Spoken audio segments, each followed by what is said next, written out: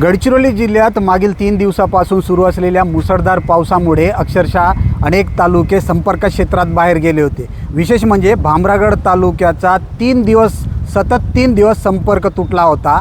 आज 1 ऑगस्ट रोजी भामरागड तालुका हा संपर्क क्षेत्रात आलेला आहे। विशेष म्हणजे या ठिकाणी वीज नव्हती, नेटवर्क अक्षरशः बंद होता आणि हा तालुका पूर्णपणे संपर्क क्षेत्राच्या बाहेर होता। अशा स्थितीत कुठली परिस्थिती होती, काय इथलं ऑफिसर्स आणि लोकांनी काय केले, हे सगळं माहिती आज आपण येथील प्रमुख आपत्ती व्यवस्थापनचे अध्यक्ष आणि तालुका दंडाधिकारी किशोर बागडे सर आपल्यासोबत आहेत।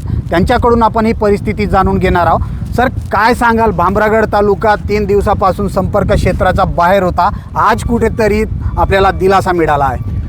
29 तारखेला संध्याकाळी 6 वाजतापासून कंटिन्यू भामरागड तालुक्यात अतिवृष्टी होत आहे। अवघ्या 12 तासामध्ये जवळपास 241 mm पाऊस झाल्यामुळे अतिवृष्टीची परिस्थिती तयार झाली। अशा परिस्थितीमध्ये वीज आणि मोबाईलचं नेटवर्क ठप्प झालेलं होतं। अशा परिस्थितीत आमचे सर्व स्थानिक प्रशासन आणि स्थानिक तलाठी कोतवाल यांच्या मदतीने आम्ही हे मदतीचं कार्य सुरू केलं। यामध्ये बहुतांशमध्ये लोक अचानक पूर आल्यामुळे अतिवृष्टीची परिस्थिती आल्यामुळे घरांमध्ये अडकलेले होते। घरांमध्ये अडकले असल्यामुळे त्यांचा जीव वाचवणे प्राथमिक क्रम होते। त्यानुसार आम्ही SDRFची जी टीम आहे ती मूव्ह केली। त्यानंतर 3 टीम तयार केल्या, 3 बोट तयार केल्या। या 3 बोटीच्या मदतीने आपण रेस्क्यूची ज्या टीम होत्या त्या तयार केल्या आणि या रेस्क्यू टीमने जवळपास 75 लोकांना पुरामधून वाचवलेलं आहे। अक्षरशः आमच्या लोकांनी आणि गावकऱ्यांनी नदीमध्ये पुरामध्ये पाणी टाकून पुरामध्ये उड्या टाकून लोकांना वाचवलेलं आहे। परिस्थिती गंभीर होती, परंतु आम्ही त्यावर सहज मात केलेली आहे। हे आम्हाला अभिमानाची गोष्ट वाटते आणि आम्ही त्यामध्ये बहुतांश करून जे 250 घरांमध्ये पाणी घुसलेलं होतं, 700 ते 750 लोकांना आम्ही त्यावेळेस निवारागृहामध्ये शिफ्ट केलं आणि स्थानिक प्रशासनानं पूर्ण त्यांना ज्या काही मूलभूत सुविधा आहेत त्या देण्याचा प्रयत्न केलेला आहे। आता थोडी पूर्वपदावर परिस्थिती येत आहे।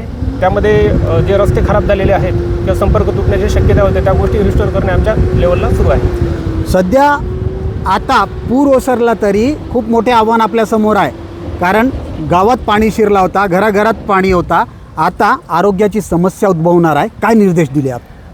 बहुतांश आम्ही घराचे जे पंचनामे आहे ते प्रायोरिटीनं पूर्ण करतो। यामध्ये सर्व तलाठी आणि आमची जी महसूलची यंत्रणा आहे ती आम्ही मूव्ह केलेली आहे। सोबतच घरांमध्ये 2 दिवस कंटिन्यू पुराची परिस्थिती असल्यामुळे आरोग्य विभागाची टीम प्रथमोपचार करण्यासाठी आम्ही मूव्ह केलेली आहे। सोबतच नगरपंचायतच्या मदतीने रस्ते साफ करणे असेल, ब्लिचिंग पावडर फवारणी असेल किंवा इतर काही गोष्टी असतील त्या आम्ही सुरू केलेल्या आहेत। एकूणच आपण बघू शकता या ठिकाणी अक्षरशः पर्लकोटा नदीवर आहे मी।